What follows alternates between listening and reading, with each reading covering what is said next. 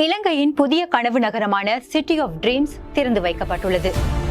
Today, it is with great pride that we are launching the City of Dreams. இந்த பொருளாதார காலகட்டத்தில் இந்த mega திட்டம் அவசியமா? வாருங்கள் பார்க்கலாம். தெற்காசியாவின் முதலாவது இன்டகிரேட்டட் லக்ஸரி ரெசார்ட் எனப்படும் சிட்டி ஆஃப் ட்ரீம்ஸ் திட்டமானது கடந்த 2ஆம் தேதி உத்தியோகபூர்வமாக திறந்து வைக்கப்பட்டது. சிட்டி ஆஃப் ட்ரீம்ஸ் திட்டமானது 36,000 கோடி ரூபாய் முதலீட்டில் உருவாக்கப்பட்டுள்ளது. இத்திட்டத்தில் முதற்தர உணவகங்கள், ஆடம்பரமான விடுதிகள், உலக தரம் வாய்ந்த வணிக வளாகங்கள், பல விடயங்கள் உள்ளடக்கப்பட்டு வடிவமைக்கப்பட்டுள்ளது. இலங்கையை பொறுத்தவரையில் கடன் சுமை அதிகமாகும் நேரத்தில் இவ்வாறான மெகா திட்டம் நமக்கு உண்மையிலே நன்மை தருமா? மற்றொரு பக்கம் வேலை வாய்ப்புகள், சுற்றுலா பயணிகளின் வருகை, வெளிநாட்டு முதலீடுகள், வரி வருவாய் அதிகரிக்க கூடும் என எதிர்பார்க்கப்படுகிறது. முக்கியமாக இந்த சிட்டி ஆஃப் ட்ரீம்ஸ் திட்டத்தில் கசினோ மையம் பார்க்கப்படுகின்றது. இலங்கையில் கசினோக்கள் அனுமதிக்க கூடாது என்ற கருத்தில் ஜனாதிபதி அனுரகுமாரே இருந்தார். அவர் அந்த காலகட்டத்தில் எதிர்க்கட்சியில் இருக்கும் பொழுதும் கசினோக்கு எதிராகவே பேசியிருந்தார். ஆனால் இன்று ஒரு சர்வதேச நிறுவனத்தால் திறக்கப்படும் இந்த கசினோ மையத்திற்கு சிறப்பு விருந்தினராக